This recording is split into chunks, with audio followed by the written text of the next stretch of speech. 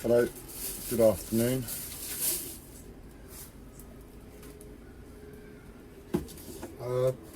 Weird today, but essentially where I'm disillusioned with life at the moment and depressed. My mental health doesn't let me rest in that state. It makes me get up, makes me move, makes me get on with things. And I've learnt my lesson to try and fight it in the past, and I just know to just go with the flow now. But where that's happening, and like, I'm on a bit of a breakdown mode at the moment, but it's not just a breakdown, it's a practical breakdown. It's like I realised things were just getting too much and I just had to stop everything. And where I've stopped everything, I sort of want to put things into place, and that's what all these videos have been about over the past few days. And I got to the point of realisation, I think it was yesterday. The videos really helped. I wouldn't have been able to do this without the videos. But I talked myself into a place where I've given myself a choice. Neither choice is pleasant or easy, but either way I know what I have to do going forwards. And I'm just feeling into it. I'm not thinking about it at the moment. I know the choice I have to make. And today was the final chance I had to let the gas men into my flat to service the boiler, because I kept missing appointments. Half between my mental health and the move and just whatever, I don't know, I just couldn't make the appointments. So I woke up this morning and I wanted to put the flat into something that resembles order. I found that under the bin there was like a mat, and the bin had been leaking and it was all disgusting, and I've got no sense of smell, so it's been like that for ages. I've been breathing it in. And then I realised the gas men are due, so I bleached all the flat on the floors, and I'm just tidying up all the dirt. But it's a good thing in a way, because if I am moving, it got into a state where it needed to be put into check. I've got the main room there, which is different piles of things, like a pile to sell, a pile to go to the boat now, a pile to go to the boat later, a pile to sort through, and that's where my flat is at the moment. And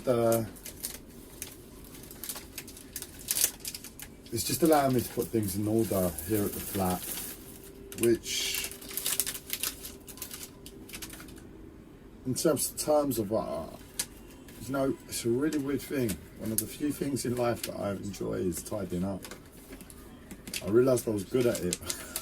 Out of all the things in the world, I was good at tidying up when I was my late teens, early 20s. I currently pride myself as the best tidier upper in the world. It's just an ego thing. I don't really believe it, but for my life, for everything I can achieve on a daily basis, it's not too inaccurate, you know. And as I said, I get into the flow when I tidy up, because this must be why I like it so much, because what happens is I'm a tidy person by nature. I'm autistic, I've got OCD. Like, my dad told me, just like as one of his main message to me as a growing up was look after your things. So I guess I'm messy, but I've learned to be anal about tidying up in my things, and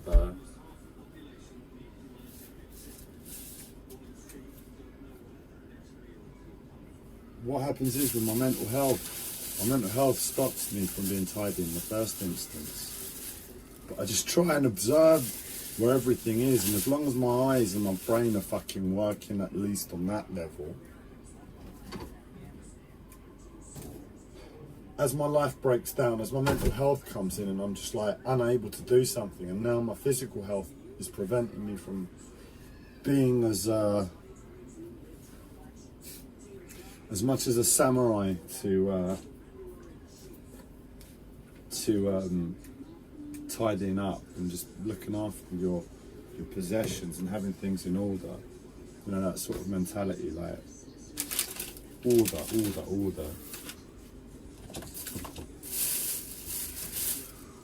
It's a case of I try and be as observant where everything is as possible. I've got places for everything. There's a French word that describes it, and it means everything has its place. And I saw it a few years ago when I was living on a boat, and there's a Facebook group for London boaters,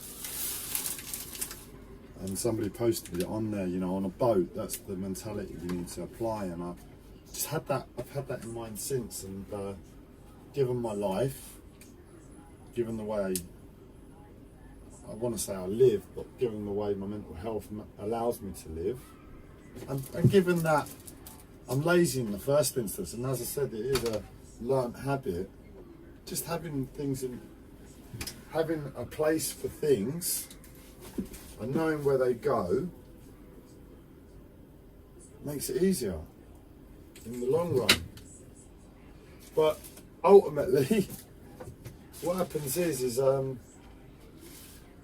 mental health still stops me, and my physical health stops me, and I can go for a long time without tidying up. And it's a mental examination, because what happens is, I think, like today, I'm finally tidying up. Like, I've put my life on hold and I'm tidying up. And where I'm tidying up, those months and months of torture from my mental health, and I'm like, please let me put this away, please let me put that away, please let me put the other away. And it won't let me. And all of a sudden, for whatever reason, it's like a B&Q advert. Just do it. Well, that's the Nike advert, but they've got a similar thing where this woman waits, and at the last minute she goes to B&Q, buys everything, redecorates the whole fucking flat. It's a bit like that with me. For whatever reason, life presents the opportunity to tidy up, or my eyes open, and I see how bad things are and just devote some time to it. And it's one of those days for me, and I'm seeing like the corner down there, I want to tidy it up. The worktop, I need to scrub it down and reorganise the kitchen. I've got all those piles to sort through, and it's like, I'm depressed, but fucking hell, I couldn't have chosen a better thing to do. It's like, I remember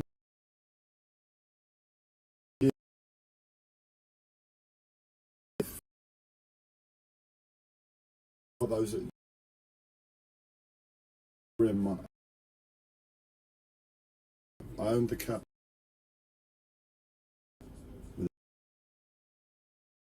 in Brighton called Manor Cafe, and shortly before I left, we actually brought on a new partner, Elwin. And Elwin was introduced to us by his sister, who came into the cafe one day, Carenza. And I remember, I think it was Carenza that told me that the way they operate, it's like, I think Elwin was tidy all the time, and when his life falls apart, when he becomes depressed, his flat gets messy. And Carenza's the other way around. When she lives, she's a mess. And then when things get hard for her, it's therapeutic to go and tidy up.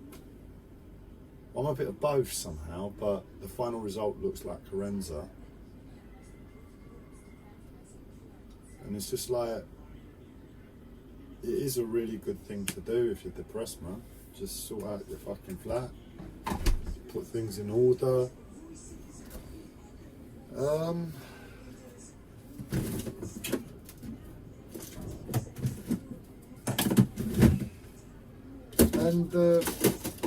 yeah, I mean, I want to scream. I want to scream with my life. I want to scream with everything, but I'm clearing mold away from the fridge instead. And just knowing I've got rid of that smell, it's like I can breathe a bit. And I've got the blinds open in the kitchen. That's why you're catching me from this angle this time. And you know, it's like I'm a bit gutted because I said to myself, no matter how bad my mental health gets, I don't want to live in squalor. And I have a very clear definition in my mind for that. I don't live in squalor because I live in a flat. And I'm aware of how bad squalor can get. So as much as it can resemble it when you've got laptops and the internet, flat screen TV and an armchair, it resembled it as close as it can get. And I said to myself, I don't want to be living that way anymore. My mental health, it eased me back into it slowly, and it's only now I'm really looking back and I'm like, I can't believe it was that bad for that long. And yeah, that it is what it is. And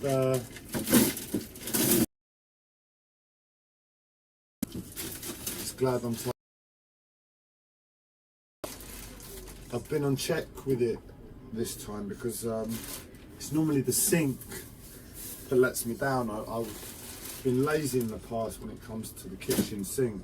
Like, no, I'll do it tomorrow, no, I'll do it tomorrow. And because I've got good intentions, I'll do it the next day. But my mental health always comes in and breaks that routine, breaks my ability to do that. You know, I've got good intention to tidy up, but I'm not gonna kill myself if my mental health wants to fucking start playing games with reality. I just say, fine, fuck it, what am I gonna do? So I've managed to stay on top of the kitchen sink to a certain extent this time. So I'm growing, I'm learning, which brings me to the other thing I was going to mention today. I suppose I've got two real positives in my life at the moment. I'm tidying up, cleaning, and with this situation that I've expressed on these videos over the past few days, and what I said earlier, you don't need to watch the past videos, but what I said earlier about me just stopping my life, you know, I've got so many stresses that I should be prioritising, and I'm like, no, nothing is taking precedent until I make my final decision, which what I said earlier. I've given myself a choice, and until I make that choice, my life is on hold. And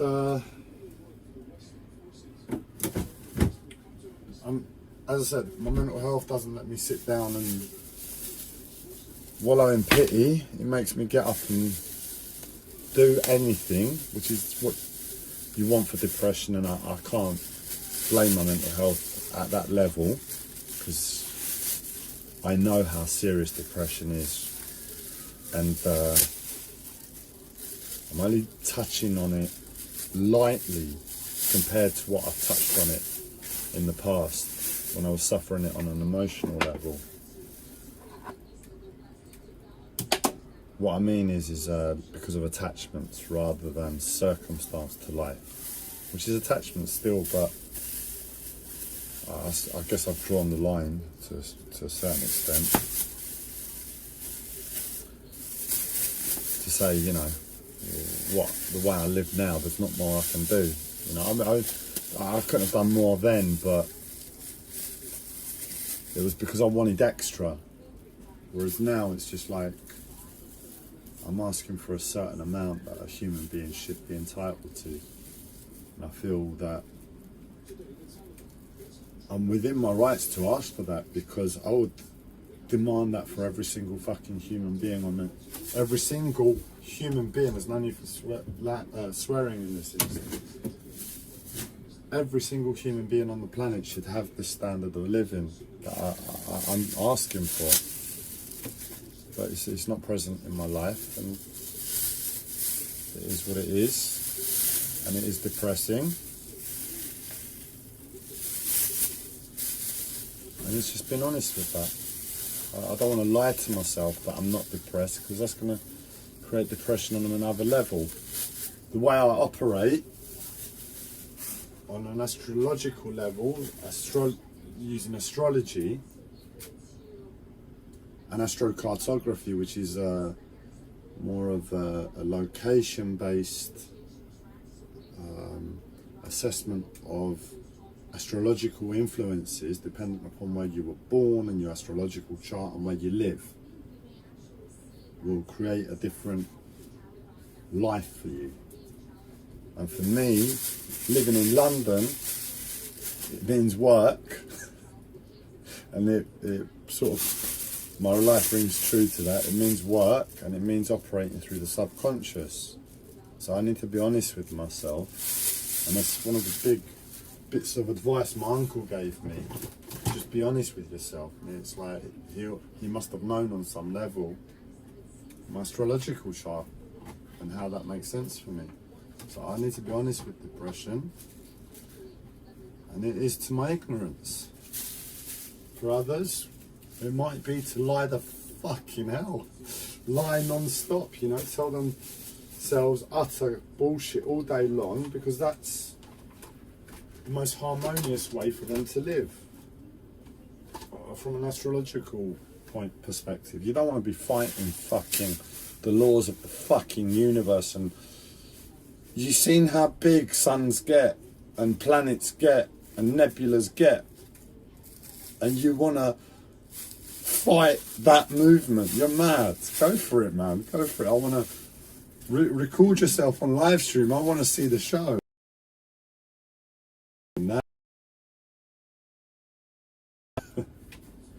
I've got a mental health disorder to worry about.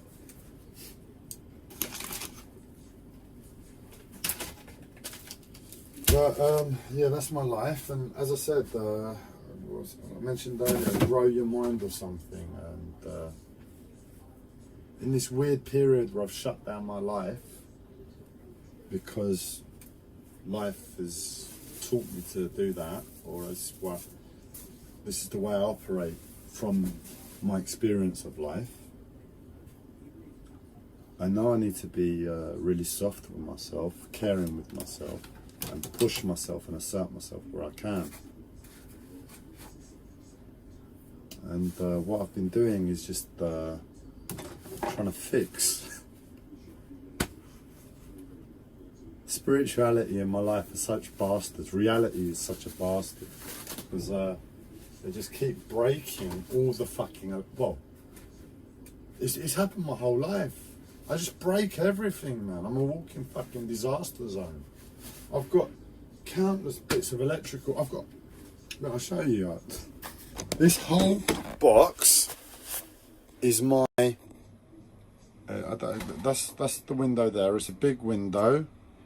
The zoom on this really doesn't do it justice. Look, that's a washing machine. It's the size of a fucking washing machine of fucking broken electronical parts that I've condensed down to things that I can make use of going forward. And it's, what I mean is I can possibly repair, possibly take some of the components from it to repair other shit when it breaks. But I'm a walking disaster zone. It's my fucking energy. It's been like that my whole life. And the past few days I've just like gone back to being a teenager, where I used to play with computers, old computer parts. I just collected old computer parts, bought old computer parts with my money. Never really had enough money to build a whole machine. And when I did have enough parts, because they were old, and my intention was just to put the Mac operating system on that PC hardware, which was like, you're able to do it if you've got the right hardware and hack it and all of that, but I never really had the right hardware. But I never stopped, I just persisted, I always tried. I got it to certain extents, it booted up sometimes, and then the Wi-Fi wouldn't work and this wouldn't work, and it was a pointless endeavour in the final result. But it marked a certain energy, it marked a certain element, my autism, my internal processing to life, a certain level of security that I remember being at home with my parents, allowing me to explore this pointless endeavour. Being poor, not having the finances to do anything in the world, because all you want to do is go and buy the right graphics card and right processor so that it fucking works. Or if you had the money, just go and buy a fucking Mac in the first place. Buy a Mac in the first place. But that was just me and my life, and I accepted it. And I think that's what I've just broken, and I've gone back to that state. So I'm trying to repair a couple laptops that have just fallen apart for no reason. It's like one starts up when it wants and breaks when it wants. I've opened it up, I can't see anything wrong with it. The other one I've opened up, I can't see anything wrong with it, but it does the same thing. And I'm just trying to sort out my life as well, you know. So on one level it makes sense. I don't want to take all this shit to the boat. I want to get stuff fixed or chucked or sold. But that's not where I'm at in the first instance. It's just like, I can see that as an advantage to whatever I'm doing. That if I do actually decide to go ahead with the boat still, these things are all ready, you know. It's not been a total waste of time, you know. I've saved a little bit of absolutely valuable space that I'll be needing on the boat, and not having something on my mind on that level. And as I said, I need the computer. I need to be writing some letters and documents and doing stuff online, you know. It's unfortunate society. I saw it in the pandemic, and I don't know how the older generation coping. I'm actually concerned for them. Is that things have moved online now. It's like, to live soon enough, in the next 10 years, something like that. Where are we now? 2021. My estimate is by 2035, between that period, it'd just be like a human right to have a laptop on the fucking internet, because society, to live within this society, you're not allowed to live by nature. You have to operate by the laws of society. And unfortunately, society now says that you need a laptop, or you need a computer and the internet to function. I saw it within the pandemic. You know, you're not allowed to leave your house. You need to be having video appointments and doing all of this stuff. And it wasn't just those extreme cases. It was a few things. It was like, to register and all of these things, you need to do it online. I always observe, you know, when are you able to make phone calls and send emails? The means of communication, I'm autistic. And like, I know for myself, it's like, sometimes, a lot of the time, an email is preferable, but I know other occasions when my life gets moving, sometimes just like being able to pick up the phone and say what I need to say, instead of that attachment of the energy of back and forth over email, is far more preferable. So I'm always observant to the means of communication, and also I stalk society. I stalk this modern sickness to a certain extent. And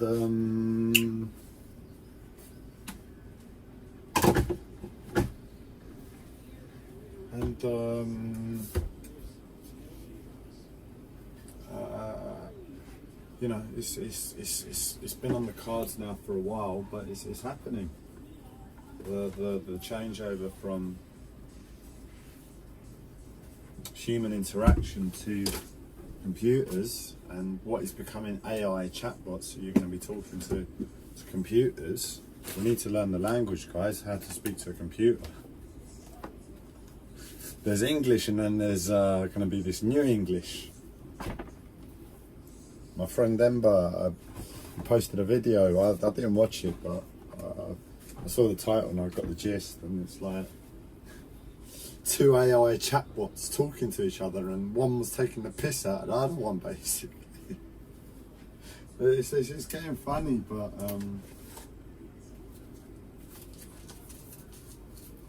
you know, that's where society's going. It's no real shock. It's just I know, I like to know within myself when certain happenings are happening.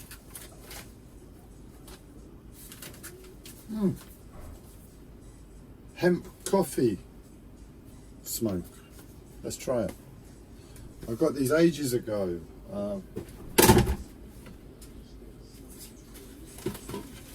During the pandemic, I didn't know if I was going to be there for 4 years and society was going to crumble, so I got prepared. I got 2 bags.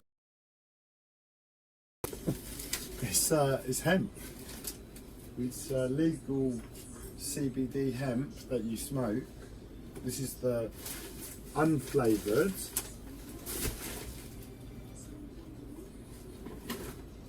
But at the time, I got a few of the smaller packs, and I got some apple one, and the apple one's really nice.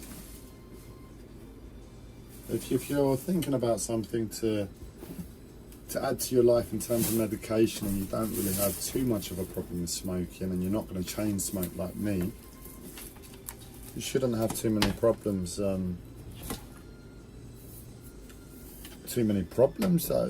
problem. You should benefit from it. Your lungs will be able to take a little bit of smoke every so often. They'll do them good. And they're a flavoured one. But what I did after, I got some of this, like just like cake flavouring. This one's soured apple. And I was just going to spray it on the plain stuff and make my own flavours. But for now, I've got some coffee. I haven't been having this stuff. Sorry, no, this is just, I don't know what I've done. This is just coffee granules. But I think I have some still. Let me see. Yeah, no, you're not going to get off your face with CBD, but it's a mild relaxant. And I got some hemp root as well. So what I do with that, I blend it up and make tea with it. I make hemp tea. You don't even have to smoke it if you don't really want to. But it looks cool, doesn't it? I said that before.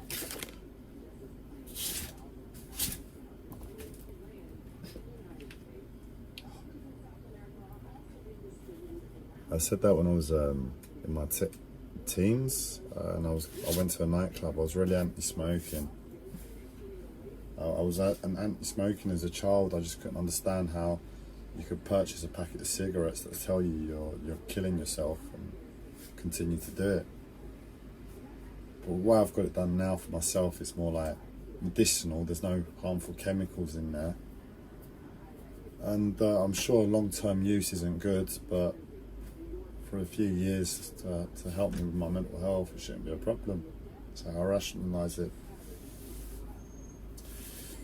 And I went to a nightclub one night. I think I was depressed at the time, so surprise, surprise. And I tried smoking. I tried the menthol smokes, and it wasn't pleasant, but I said to my friends, you know, I can't deny it. It looks cool.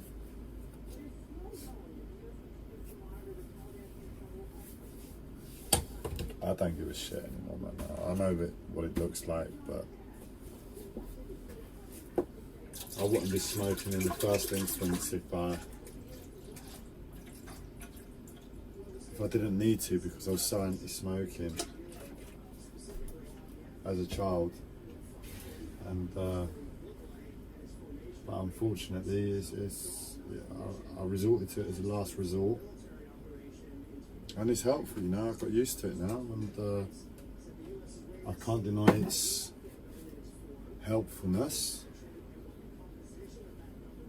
as much as it's probably detrimental on a psychological level, if nothing else, at the same time. Just postman.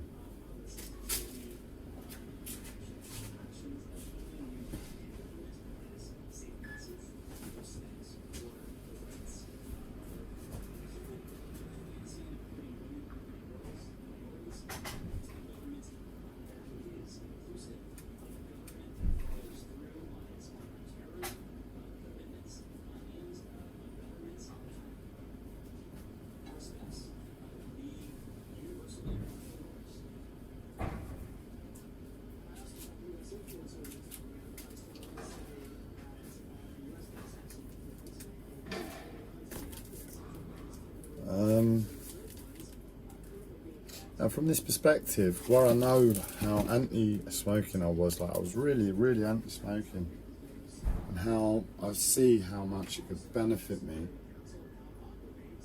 And if I were to rewind back to the time when I was anti-smoking and I only resorted to it because I was at a loss with everything, I would encourage myself to smoke occasionally. And that's why I say it now, I guess, to the 3 viewers I'll get for this video. Go and smoke, guys. If God complains, come and tell him to go and speak to Andreas.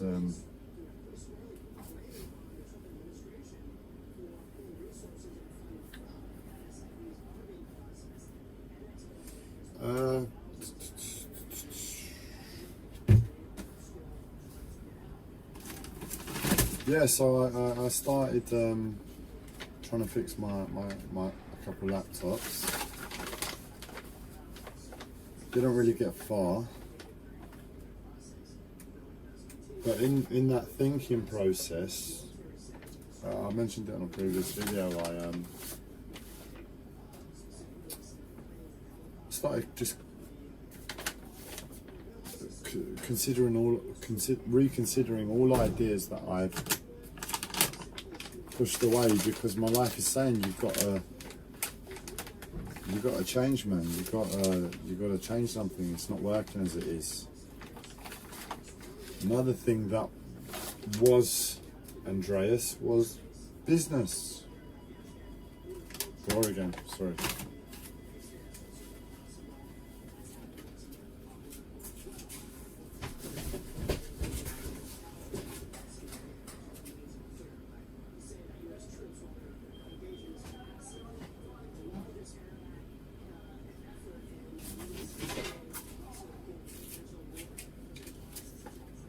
Yeah, it was business. I've tried to start quite a few small businesses in my life and never succeeded to make them successful. So I pushed that idea away of ever exploring it again, especially with my mental health as it is, and as my relationship and want for money has changed, you know.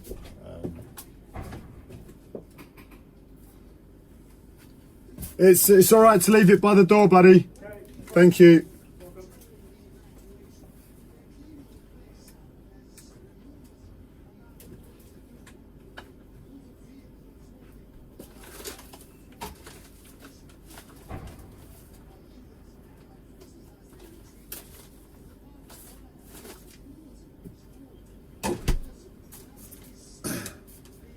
And I was thinking about starting my own brand for the hemp mix I make, because you got the dry stuff, like it looks like I'll see if I can show you on camera. This looks like mint. If you've ever seen mint, it just looks a bit like that. There's nothing really too shocking about how it looks. So that's just the plain dried hemp. And this website is really good. They have quite a few products that they sell. And one of the products that I make my hemp mix with is this stuff. So it's the hashish. It comes, well, I bought quite a bit, so this lasted me ages. I put in a little bit into the mix each time, and there's something lemony that comes through in this mix, because I put lavender as the base, and I put hemp, and I put this, and I put a couple resins in there that are good for, well, they're good for, you'd say sex, the sexual system. But in terms of relaxing, it's a really nice to the body. And this mixed with the lavender and, well, the whole mix, it tastes like lemon cake. This doesn't really have a strong smell, but it just has like the cakey smell of the hashish. And the lavender has that tanginess.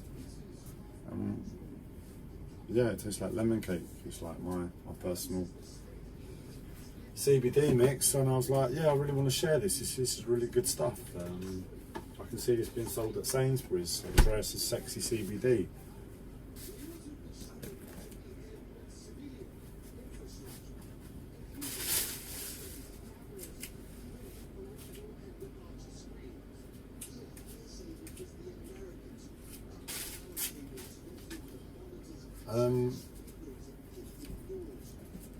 So this one's it says apple. I don't know if I've remixed it with the flavouring, or no, this is the original apple.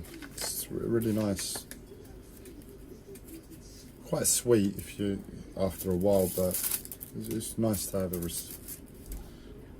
brings back the memories. So I was thinking about trying to start a business, you know, even if it was just like a Facebook business, or just keeping it small and posting it out. But in honesty, with my mental health, I can't really do that. I could do it for a month, I could do it for 2 months, and then I'd break down, have a load of backlog of orders that I'll have to refund, and stress in the meantime in that process. It wasn't something I really wanted to explore. But another idea that I had that I've just pushed away. I mean, it's not really a business idea. You're not really going to make massive amounts of money of it, but as something to do just for my mind and life, as something that might bring in 10 quid a month eventually, and might do some good in the meantime, and that is my mind every so often gets creative, and came up with like a load of funny mental health related jokes, not jokes, but slogans, I don't know, t-shirt ideas basically. And there are websites that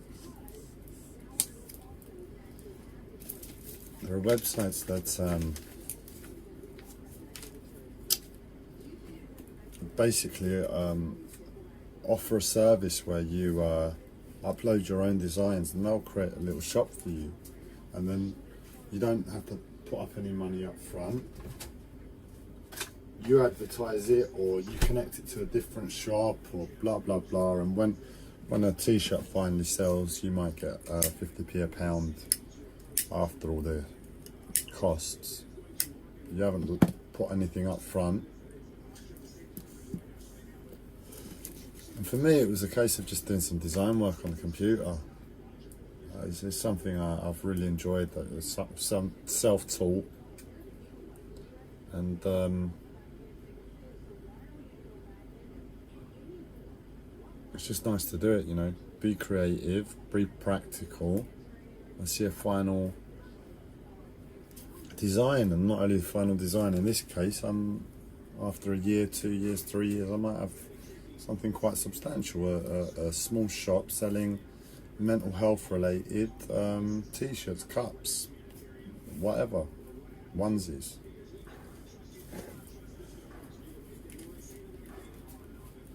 And I did my first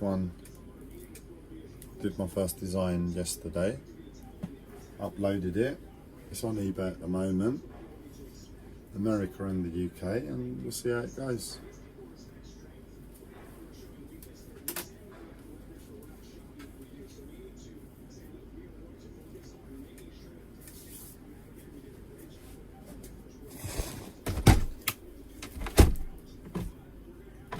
I mean, I've spoken, I've expressed, I didn't have nothing to say today, and that's what's come out. Fuck knows is this.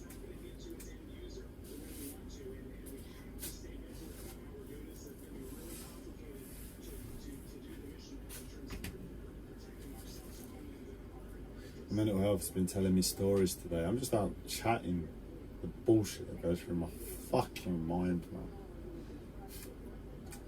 Woke up today and well, I did a bit of rearranging yesterday, and I've got the TV on this morning because I found the remote after about 2 months of losing it.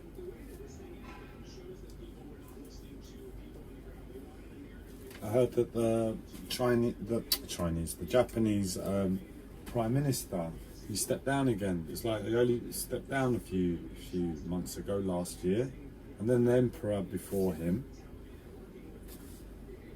And my mental health has been trying to tell me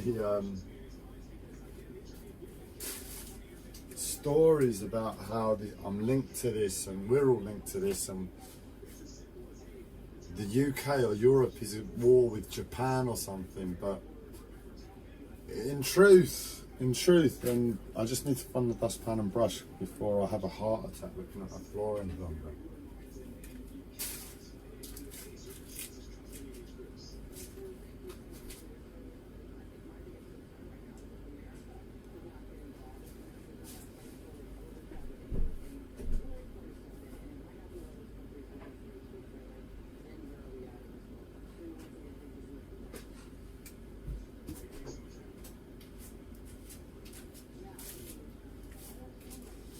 It ties in with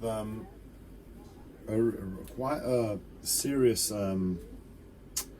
Before I do that, I need to do the worktops. It ties in with quite a serious. I mean, if ever spiritual subject matter was serious, it's this subject matter, and that is with whatever's going on with planet Earth now. Part of the big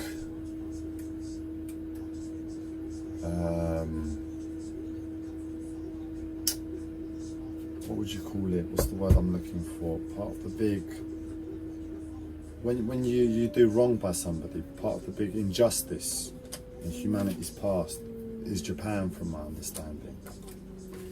And the IU, I think that's how it's pronounced, were basically pushed out of Japan. And the IU had a blue energy, and they were native to the land. And I believe it's possible that the IU are connected to the reptilians. So for those that don't know, I'll fill you in with basically the conspiracy theory, and that is David Icke's work. I follow his work. I believe his tone of voice, his message as a result, and he focuses heavily on reptilian overlords basically fucking the whole planet, you know, controlling the planet, doing whatever they want. And I think part of that story, part of how they became so pissed off was because of Japan. I think they got pushed out of Japan. They probably headed into Russia, because Russian, I just think blue, like blue and white energy, and that. I see that for the reptilians, and I think whatever's going on now with the Emperor, because don't forget, Japanese are basically Bushido, man, and Bushido's basically the samurai, and the samurai, like, fuck did they ever commit surrender to shame. And if you know a little bit about honor, stepping down from your position and role without seeing it through is a bit shameful in terms of work. Now, I don't want to get involved. I'm just saying my understanding of this situation and what my fucking mental health keeps shoving in my fucking head.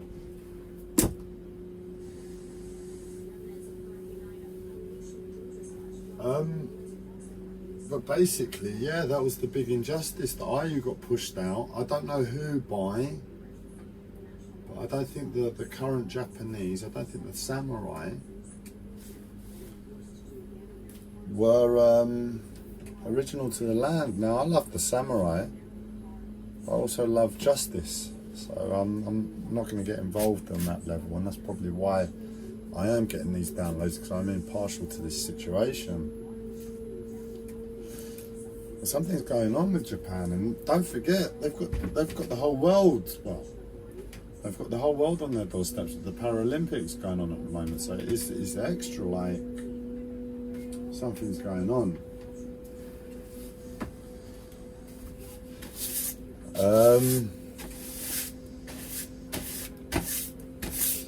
But hopefully, whatever it is, it heals the reptilian contingent, and we all stop suffering. That's the only hope, man.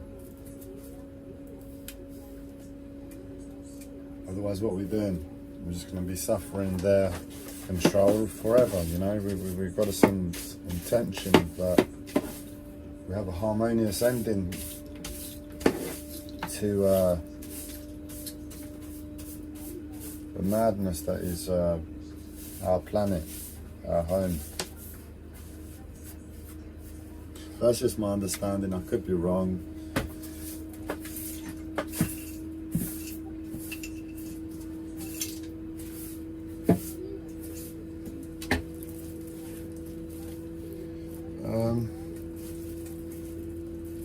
That's just all the shit that goes on in my life, my head, over the past few days. And you've just been brought up to date with nothing really, and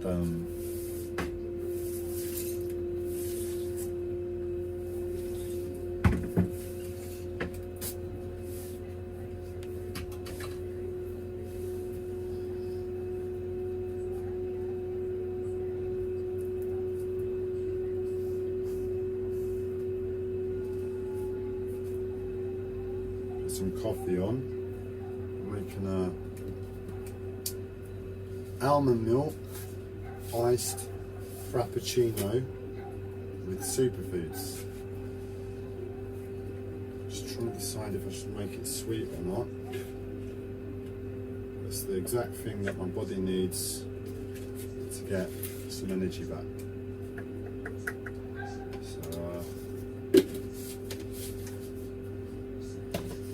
Now it's Friday, it's the weekend tomorrow, you know what that means. And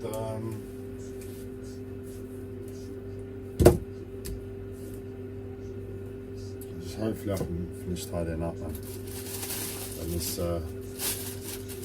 crazy intoxicated state that I'm experiencing at the moment goes away.